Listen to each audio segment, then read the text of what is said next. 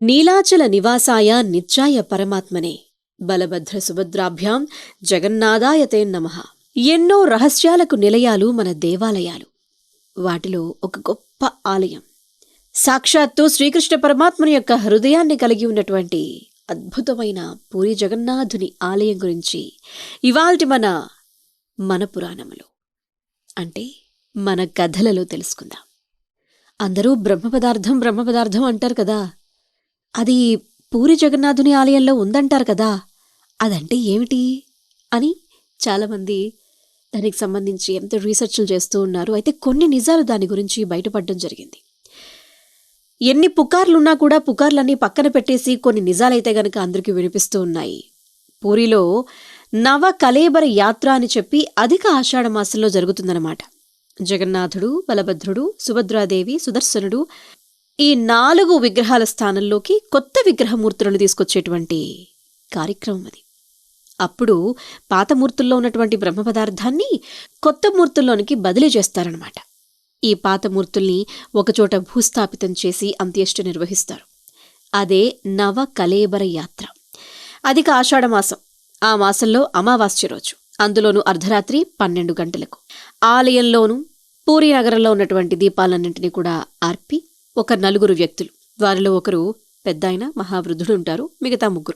ఆ పెద్దాయనకు ఒక పెద్ద తాడుతో గంటను కడతారు. ఆ గంట ఆలయం బయట ఉంటుంది. ఇక ఈ 4 కూడా కళ్ళ గంతలు కట్టి చేతులకు మొత్తం వస్త్రాలను చుట్టేస్తారు. అందరూ కూడా ఈ 4 గర్భాలయంలోకి తీసుకుని వెళ్లి స్వామివారి మూర్తి ముందు నిలబడతారు. ఆ పెద్దాయనేమో జగన్నాథుని ముందు, మిగతా 3 కూడా మిగతా 3 ముందు నిలబడతారు.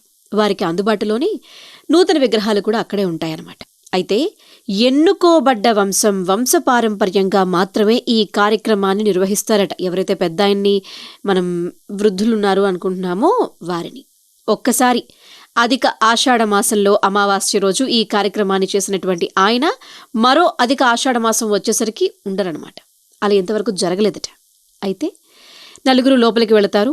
కళ్ళకి గంతలున్న ఏమీ కనిపించదు, చేతులకు మొత్తం వస్త్రాలు కట్టేశారు. కాబట్టి వారు చేసేటువంటి కార్యక్రమానికి సంబంధించి దేన్ని వారు అనుభవించలేరు. అయితే ఇప్పుడు జగన్నాథుని యొక్క బ్రహ్మ కవాటంలో బ్రహ్మ పదార్థం ఉంటుంది. ఆ బ్రహ్మ పదార్థాన్ని కొత్త జగన్నాథ స్వామివారి మూర్తిలోనికి ప్రవేశపెట్టబడేటువంటి కార్యక్రమం చేస్తుంటారు పెద్దాయన. వారు ఒక మంత్రం చెప్తారట, చేతులు బరువెక్కిపోతాయంట. ఆ తర్వాత మరొక మంత్రం చెప్తారట, నూతన విగ్రహం వైపు తిరిగి ఆ మంత్రం చెప్పిన వెంటనే వారి చేతులు తేలికైపోతాయట. ఈ విధంగా ఆ కార్యక్రమం జరిగిపోయింది అన్న తరువాత గంటను మ్రోగించటం, వెంటనే అందరూ కూడా దీపాలను వెలిగించి గర్భాలయంలోకి రావటం, అంగరంగ వైభవంగా ఆ కార్యక్రమాన్ని జరిపించడం జరుగుతుంది.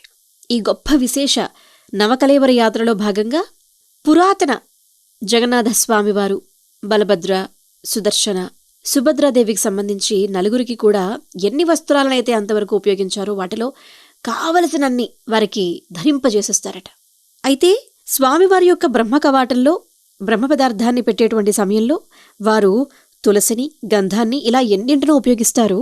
ఎన్నో ఏళ్ల తర్వాత వచ్చేటువంటి ఆషాఢ మాసంలోని అమావాస్య రోజునాడు తీసి చూస్తే ఆ తులసి అంతే తాజాదనంగా, గంధమేమో సుగంధ పరిమళాలు వెదజల్లుతాయని అంటారు. ఎన్నో విశేషాలు, విచిత్రాలు ఈ నవకళేబర యాత్రలో మనం గమనించవచ్చు. అయితే ఈ బ్రహ్మ పదార్థానికి సంబంధించి ఇదే కదా శ్రీకృష్ణుని యొక్క హృదయం అనంటే, జర అనే వేటగాడి బాణం వెళ్లి శ్రీకృష్ణ పరమాత్ముని కాలికి తగిలినప్పుడు శ్రీకృష్ణ పరమాత్ముడు తన శరీరాన్ని విడిచిపెట్టేటువంటి క్రమంలో ఎంతో బాధపడిపోయినటువంటి ఆ జర అనేటువంటి వేటగాడు అదంతా చూసి ఉండలేక ఆ బాధలో భాగంగా అతనే స్వయంగా శ్రీకృష్ణ పరమాత్మునికి అంత్యక్రియలు చేస్తారట. ఇలా ఎన్నో విశేషాలకు, విశిష్టతలకు ఆలవాలం పూరి జగన్నాథుని యొక్క ఆలయం. అటువంటి ఆలయ నిర్మాణం అదే నమూనాగా మన హైదరాబాద్లో కూడా ఉండటం మనందరి అదృష్టం అని చెప్పాలి. హైదరాబాద్లోని బంజారా హిల్స్లో పూరి జగన్నాథ స్వామి వారి ఆలయం మనకుంది.